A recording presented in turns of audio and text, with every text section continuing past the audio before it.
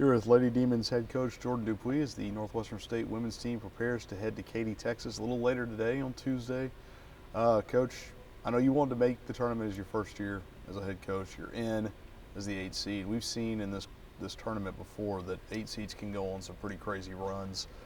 At this point you're in, does it really matter what you're seeded? You know, I would like to be seated higher from the standpoint of getting a bye. But as far as, 5 through 8, it really doesn't matter. Excuse me. Like I told our girls yesterday in practice, it's about the team that wants to be there. It's about the team that wants to continue to play. It's about the team that has the greatest will. So, at this point, all these teams know what each other's going to do, what we have, schemes. So really, it comes down to will and want to, and so the teams that want to continue to keep playing are the ones that will. And from a seeding standpoint, we've all played each other, so you're going to have to beat good teams along the way anyway. So it really doesn't matter. I'd like to be 1 through 4 from the bye standpoint, but we're just ready to go play and make something happen. From the standpoint of seeds 4 through 8, that last bye, I mean, you were in contention until the last week of the season. There's only 2 games that separated 4 through 8. So yeah. Certainly on the half of the bracket you're in, a lot of parity really until you get to the 1 seed in Central Arkansas. Yeah, absolutely. I think there's a good draw to what we have. I look at that Corpus Christi tape, and it was a long time ago. I think we're a different team. We were very sluggish that entire game. They did a lot of things defensively to us that hurt us, but we just didn't play well on the offensive end, and I think we're a lot better offensive team now. And then your next draw would be UNO, a team that you just beat on your home floor. So both teams very familiar with each other. And then Central Arkansas, and the old sports cliche, it's very difficult to beat somebody 3 times in a year. So, you can't worry about game 2 and game 3 before you take care of game 1. So right now our focus is strictly on Corpus. What do you see differently from them than you saw back in January? It was the end of 4 games in 8 days, so pretty tough probably to get a read on what your real team would have done down there. Right. They are very athletic. I think they do a great job of getting the ball where it needs to go offensively. They're going to run their stuff. They're going to keep you in front defensively, make you score over the top. The thing that I think we're better at, one, I think we're in better shape. Like you said, that was a tough week. That was our 4th game in 6-7 days, whatever it was, and 3 straight road games. It was Corpus's first road game or home game. So a lot of different scenarios in that. But again, none of that matters up to this point. Again, it's going to come down to who wants to be there, who wants to keep playing. You're playing at 11 o'clock on a Thursday morning. Not going to be a lot of people in the arena. So it's just going to come down, again, to pride and who wants to keep this thing going. You've been through a lot of different conference tournament scenarios at Southern Miss. Do you like playing a team that you haven't seen in 2 months, or would you rather play someone that you've seen in the last 3 to 4 weeks?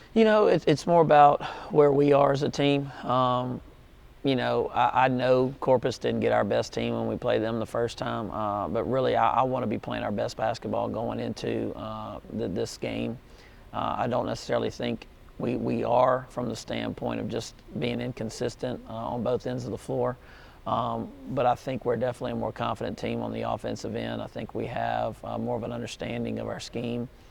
So really it's more about us at this point, and no real scenario. I mean, like I said, you're going to have to beat somebody and beat a couple really good teams, maybe more than 2 or 3 teams in order to get to that championship game. So, going in, it doesn't matter who you play. It's about how you are playing.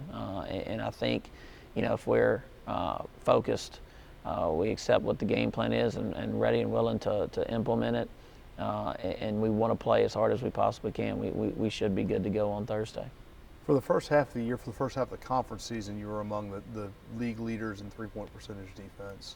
Here lately, it's been a couple of rough stretches, especially away from home, guarding the perimeter, and Corpus is going to challenge you with someone like Brittany Bamilou. Yeah. Could be obviously focused on her to, right. Maybe deny the catch or at least run her off the 3-point line. Right. Yeah. You have to. I think you've got to be able to change defenses. You got to keep them off balance.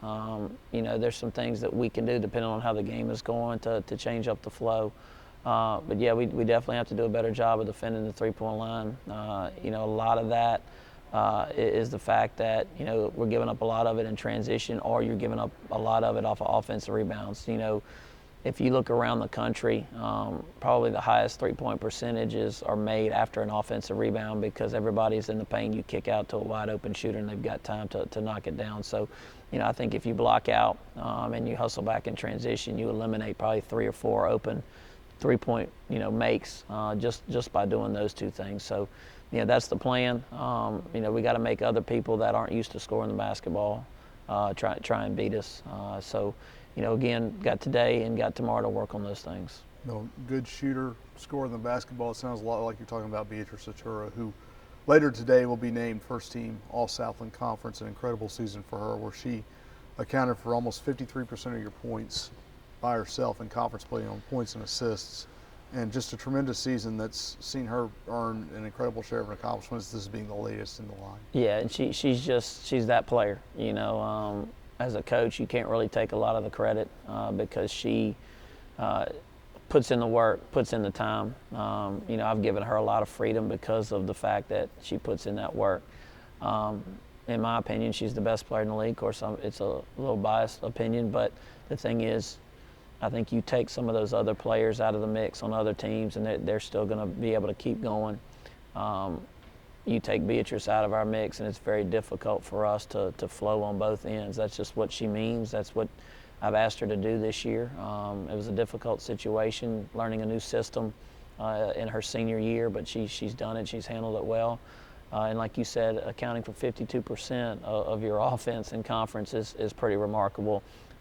There's a stat, I believe she's top 3 in 6 or 7 different statistical categories, and there's no other person in our league that has done that. So, you know, she's my MVP, and hopefully to her, my opinion is the only one that matters. Well, one thing that she knows how to do is win in Katy. I know she told Coach Parker, Associate Head Coach Deneen Parker, she's 7-1 in Katy.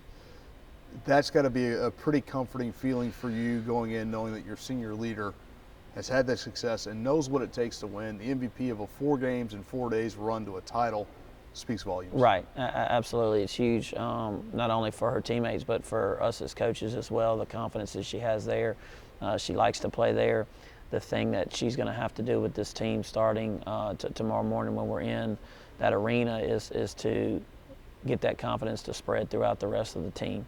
You know, we leave Prather and we're not very confident in what we need to do on both ends of the floor for whatever reason. We're a much different team in Prather, and I've been telling my group for the last couple of weeks that the conference tournament's not played here. So we got to be able to take what we do well at home and bring it out on the road.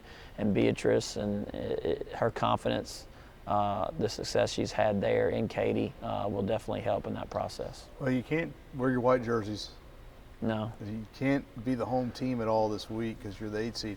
Do you take a piece of the floor here? Do you try to bring something it's funny with you? you've asked that. We're going to wear our home shoes. We're going to wear our white headbands. I'm taking one of the garbage cans from the Coliseum with us that has the schedule, home schedule wrapped on it. We are making little seat covers that match our seat covers here at home, and we're going to tape them to the back of our chairs.